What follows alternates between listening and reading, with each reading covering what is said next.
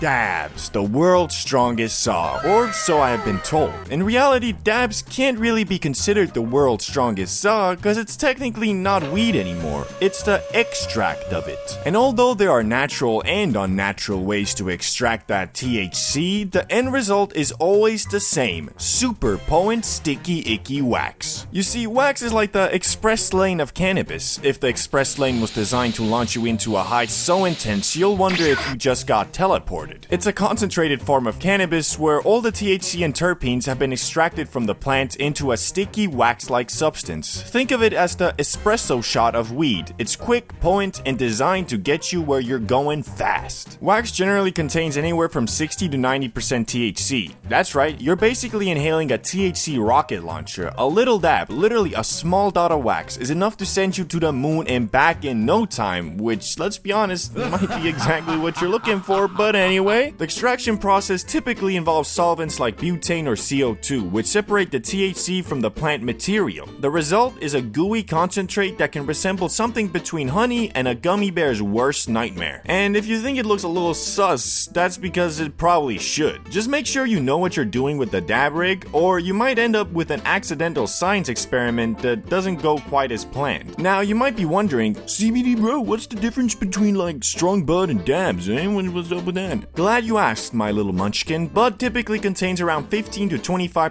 THC, depending on the strain and how good your dealer is. This means it's still potent, but you won't be crossing into a parallel universe with a single puff. You get a slower, more gradual high that builds up over time, kind of like gently being rocked into a nice little nap. Unlike wax, which is concentrated and intense, Bud is the slower burner of the weed world. Sure, you'll still get high, but it's more of a let's hang out and take our time with this situation. Like sipping on a glass of wine versus chugging a bottle of tequila. You'll get the same effect, but one will probably leave you with fewer regrets. To put it simply, wax is like the hardcore version of cannabis, while bud is like the I'm just here to enjoy myself version. Both will get you high, but one will probably make you rethink your life just a little bit. So what made me want to try dabs in the first place? Well, you see, as the modern day Columbus, I like to view myself as a discoverer, and having tried every type of grass besides wax, it kind of bugged me that I didn't have any knowledge of the latter. And so, for science, my own personal curiosity, and educational purposes, I decided to test it out so I can stand here and tell you not to try it. Here is my experience with the dabs. Let me set the scene for you. I have been in Florida smoking up every day on that not CBD Zaza legal nationwide, baby. Don't get high off your own supply, they say. But since the supply was in a warehouse, I thought it didn't apply. Problem was, with 24/7 online access to premium bud, I got my tolerance up to levels I honestly didn't think was possible for me. But Florida is not the place this story takes place. It was just a prologue. After building up a Dracula castle-sized fort of tolerance in my body for 2 months, I flew my badonkadonk to Denver, Colorado, where ZA is legal on the state level. And I don't know if I just got lucky 3 times in a row or Denver has more dispensaries than grocery stores, but for some reason every hotel I stayed at had a right outside the door, like it was part of their compound or some shit. Anyway, once I arrived in my first hotel, I had no real plans of going to Dabbington City. In fact, I assumed because Colorado is like the capital of ZA, I could achieve the fate I was chasing by just buying some premium bud. But alas, turns out the not CBD grass I had been puffing prior was on the same level as the stuff in the dispensaries, and due to the insane tolerance I had built up, it wasn't really getting me where I was trying to go. However, because I had bought a whole ounce thinking it would be more potent, I was kinda stuck smoking a shitload of it for a while, which, well, we all know smoking up frequently can stress and damage your lungs. Thankfully though, that's exactly where today's sponsor, 5CBD high potency 10mg gummies come in. The best part about 5CBD gummies, besides their amazing and consistent potency of course, is that they offer 3 separate unique types of them, each crafted to meet your needs in consideration of your situation. Surge is similar to sativa, boosting your mood and vibe whilst keeping you energized. Vibes is a nice middle ground, allowing you to still stay productive whilst also chilling you out. And finally, my favorite, chill. These are best enjoyed when you're done with your day and just want to relax and unwind. 5CBD is also so confident you'll love their gummies, they're offering everyone watching this video a chance to get a free pack of them them with no subscriptions attached. And I know many of you have already claimed that, so I talked to 5 and they are offering a 25% off with code BRO. All you have to do is be at least 21, go to the description or pinned comment, pay for shipping, and get ready to enhance your vibe.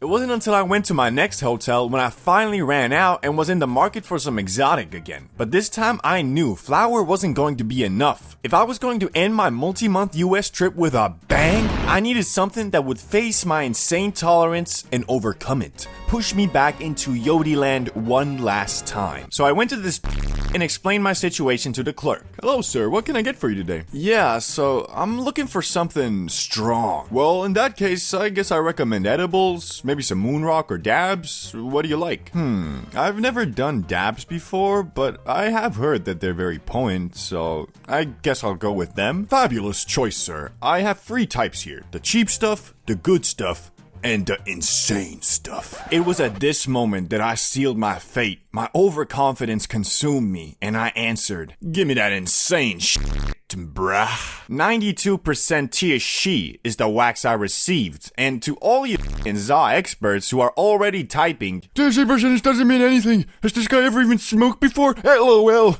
I live in my basement alone, and all I smoke is that exotic." Nah, for real, bro. Last video, some dude said what matters most is the plant's DNA and its heritage. Like your average smoker is gonna walk into this on some,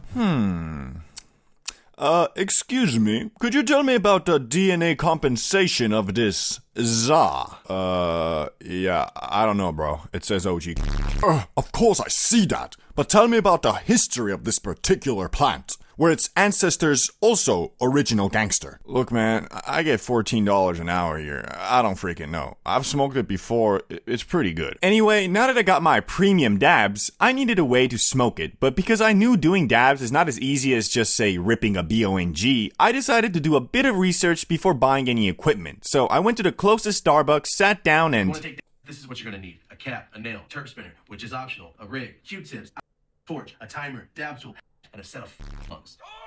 Well, that's ridiculous. I knew it wasn't simple, but what the fuck is the main thought that went through my brain. I had no idea you needed a whole damn chemistry kit to take a dab, but I had already committed. I mean, that premium wax wasn't cheap, and I was determined to finish what I had started. So I went to the closest smoke shop like, "Hello there, can I help you with anything?" Yeah, so, I need a cap, a nail, a spinner, a rig, Q-tips, alcohol, a torch, a timer, and finally, a dab tool. Do you have all of that? Yeah, I'm pretty sure I can find all that stuff around here somewhere, but you could just buy this electronic pen. Probably be a bit easier. Oh, well, sure, but does it include, a cap, a nail, a terp? No, but, like, you can do a dab with it. Oh, fantastic. I'll take. As it turns out, all you really need to take a dab is a e-pen, but I'm sure I'll be lectured in the comments about how that's not the same and how I've never even been high before. Anyway, I was now almost ready to enter into Dabbington City. But it was not gonna be easy, as I was staying at a no-smoke hotel. So I grabbed all my stuff, walked like 10 feet from the hotel, loaded my dab, and...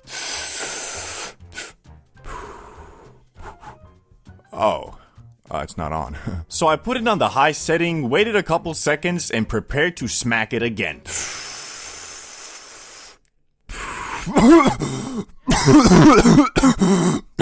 I was done. Finished, bamboozled. No words can describe how absolutely grade A I was. I knew from the moment I exhaled that I needed to get to my room as fast as possible, because this high instantly reminded me of when I first blinkered a Benjamin, only even more intense. I felt like my eyes had caved into my brain, making me more third person than first. Also, I could detect every organ in my body individually, and the sound of my heartbeats were constantly playing like some background music. I don't even know if I finished the whole dab, but I just knew I had to skedaddle before I...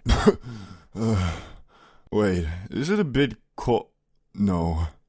No. You see, I have this weird, awful debuff I only get sometimes when I'm like really hot. And this is the misperception of being extremely cold. It's like this weird trigger I have when I get too faded, and because I've experienced it so many times, it's like this unholy, intrusive thought that I just can't avoid. You can imagine my situation was not ideal. I was tweaking harder than I probably ever have before, and I just started slowly walking back to my hotel, trying to think of anything besides my bodily functions. I made it back inside, still shivering from my mental debuff, and walked to the elevator as fast as I could, where I had an awkward encounter with a fellow guest. I'm a swerve in the corner, whoa, whoa, whoa. Is it really that cold outside? No, it's pretty warm actually. Oh.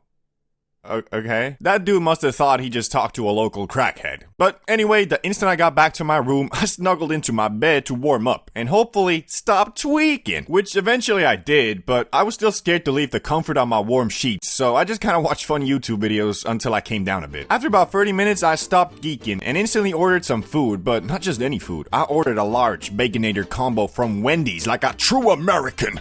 And I know I say this every high story, but this time I can't emphasize it enough. That shit was bussin'.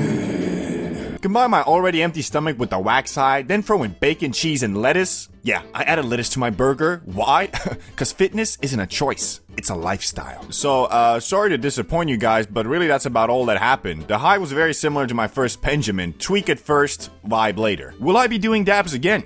Probably not, because they're pretty expensive and build up your tolerance super fast. Did I enjoy my time in Dabbington City? Well, besides the first 30 minutes where my brain got Doctor Stranged into Antarctica, it was fun, although it did make me very stupid. As I remember trying to connect my PS5 to my TV, and for like 15 minutes, I was trying to figure out why it wasn't showing up on my screen until I realized, oh, I'm missing the HDMI cable. Dumbass. Thanks for watching, and comment down if you'd like the next video to be a story like this or explain list type video like the last one. Bye.